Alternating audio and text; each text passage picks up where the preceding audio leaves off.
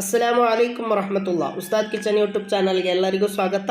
ನಾನಿವತ್ತು chicken Maggi ಮಾಡ್ತಾ ಇದ್ದೀನಿ. ತುಂಬ ಚೆನ್ನಾಗಿರುತ್ತೆ ಫ್ರೆಂಡ್ಸ್. ನೀವೆಲ್ಲರೂ ಕೂಡ ಟ್ರೈ ಮಾಡಿ. ಈ ವಿಡಿಯೋ ಇಷ್ಟ ಆದರೆ ಲೈಕ್ ಮಾಡಿ, ಶೇರ್ ಮಾಡಿ, ಕಮೆಂಟ್ ಮಾಡಿ, ಸಬ್ಸ್ಕ್ರೈಬ್ ಮಾಡಿ. ಬನ್ನಿ ಚಿಕನ್ ಮ್ಯಾಗಿ ಹೇಗೆ ಮಾಡೋದು ಅಂತ ನೋಡುವ. ನಾನೀಗ ಒಂದು ಕಡಾಯಿ ತೊಗೊಂಡಿದ್ದೀನಿ. ಇದಕ್ಕೆ ನಾನು 3 ಟೇಬಲ್ ಸ್ಪೂನಷ್ಟು ಆಯಿಲ್ ಹಾಕ್ತಾ ಇದ್ದೇನೆ, ಸನ್ಫ್ಲವರ್ ಆಯಿಲು. 2 ಮೀಡಿಯಮ್ ಸೈಜಿನ ನೀರುಳ್ಳಿ ಈ ಥರ ಸಣ್ಣದಾಗಿ ಕಟ್ ಮಾಡಿದ್ದು ಅದು ನಾನು ಹಾಕ್ತಾ ಇದ್ದೇನೆ. ನಂತರ ಇದಕ್ಕೆ ಅರ್ಧ ಟೀ ಸ್ಪೂನ್ ಉಪ್ಪು ಹಾಕ್ತಾ ಇದ್ದೇನೆ. 2 ಹಸಿಮೆಣಸಿನಕಾಯಿ ಈ ಥರ ಕಟ್ ಮಾಡಿದ್ದು ನಾನು ಹಾಕ್ತಾ ಇದ್ದೇನೆ.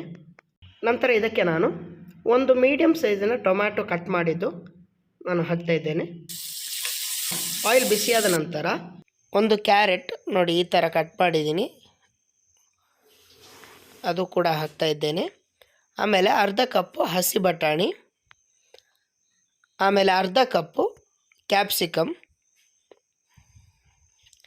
ಇದನ್ನು ಚೆನ್ನಾಗಿ ಮಿಕ್ಸ್ ಮಾಡಿದ ನಂತರ ಇದಕ್ಕೆ ನಾನು ಅರ್ಧ ಟೀ ಸ್ಪೂನ್ ಧನಿಯಾ ಪುಡಿ ಹಾಕ್ತಾ ಇದ್ದೇನೆ.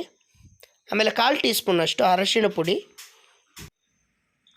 ಈಗ ಇದನ್ನು ಮಿಕ್ಸ್ ಮಾಡಿದ ನಂತರ ಇದಕ್ಕೆ ನಾನು 1 ಗ್ಲಾಸಿನಷ್ಟು ನೀರು ಹಾಕ್ತಾ ಇದ್ದೇನೆ. ನಂತರ ಇದನ್ನು ಒಂದು 5 ನಿಮಿಷ ನಾವು ಬಾಯ್ಲ್ ಮಾಡಬೇಕು. ಈಗ ಮುಚ್ಚಳ ಹಾಕಿ ಒಂದು 5 ನಿಮಿಷ ನಾನು ಬಾಯ್ಲ್ ಮಾಡಲಿಕ್ಕೆ ಇಡ್ತೇನೆ. ಈಗ 5 ನಿಮಿಷ ಆಗಿದೆ, ವೆಜಿಟೇಬಲ್ ಎಲ್ಲ ಬೆಂದಿದೆ ನೋಡಿ. ಈಗ ಗ್ಯಾಸನ್ನು ಸ್ಲೋ ಫ್ಲೇಮಲ್ಲಿಟ್ಟು ಈಗ ಇದಕ್ಕೆ ನಾನು 1 table spoon tomato sauce, 1 table spoon soya sauce ಹಾಗೂ 2 ಪ್ಯಾಕೆಟ್ ಮ್ಯಾಗಿ ಮಸಾಲವನ್ನು ಹಾಕ್ತಾ ಇದ್ದೇನೆ. ಇದನ್ನು ಚೆನ್ನಾಗಿ ಮಿಕ್ಸ್ ಮಾಡಿದ ನಂತರ ಇದಕ್ಕೆ ನಾನು 2 ಗ್ಲಾಸಿನಷ್ಟು ನೀರು ಹಾಕಿ ಆಮೇಲೆ ಇದಕ್ಕೆ ಮ್ಯಾಗಿಯನ್ನು ನಾನು ಹಾಕ್ತಾ ಇದ್ದೇನೆ. ಈಗ ಇದನ್ನು ಒಂದು 10 ನಿಮಿಷ ಗ್ಯಾಸನ್ನು ಮೀಡಿಯಮ್ ಫ್ಲೇಮಲ್ಲಿಟ್ಟು ಒಂದು 10 ನಿಮಿಷ ನಾವು ಮುಚ್ಚಳ ಹಾಕಿ ಬಾಯ್ಲ್ ಮಾಡಬೇಕು. 10 ನಿಮಿಷ ಆಗಿದೆ. ಈಗ ಇದನ್ನು ಚೆನ್ನಾಗಿ ಮಿಕ್ಸ್ ಮಾಡಿದ ನಂತರ ಇದಕ್ಕೆ ನಾನು ಸ್ವಲ್ಪ ಕೊತ್ತಂಬರಿ ಸೊಪ್ಪನ್ನು ಆ್ಯಡ್ ಮಾಡ್ತಾ ಇದ್ದೇನೆ. ನಂತರ ಇದಕ್ಕೆ ನಾನು ಚಿಕನ್ ಕಬಾಬ್ ಹಾಕ್ತಾ ಇದ್ದೇನೆ. ಬೋನ್ಲೆಸ್ ಚಿಕನ್ ಕಬಾಬ್ ನಾನು ಮಾಡಿದ್ದೇನೆ. ಅದನ್ನು ಈ ಥರ ಸಣ್ಣದಾಗಿ ಕಟ್ ಮಾಡಿ ಇದಕ್ಕೆ ಹಾಕಬೇಕು.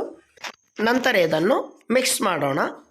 ನೋಡಿ ಫ್ರೆಂಡ್ಸ್, ತುಂಬ ರುಚಿಕರವಾದ ಚಿಕನ್ ಮ್ಯಾಗಿ ರೆಡಿಯಾಗಿದೆ. ನಾನೀಗ ಇದನ್ನು ಇನ್ನೊಂದು ಪ್ಲೇಟಿಗೆ ಹಾಕ್ತಾ ಇದ್ದೇನೆ. ತುಂಬ ಚೆನ್ನಾಗಿರುತ್ತೆ ಫ್ರೆಂಡ್ಸ್. ನೀವೆಲ್ಲರೂ ಕೂಡ ಮನೆಯಲ್ಲಿ ಟ್ರೈ ಮಾಡಿ.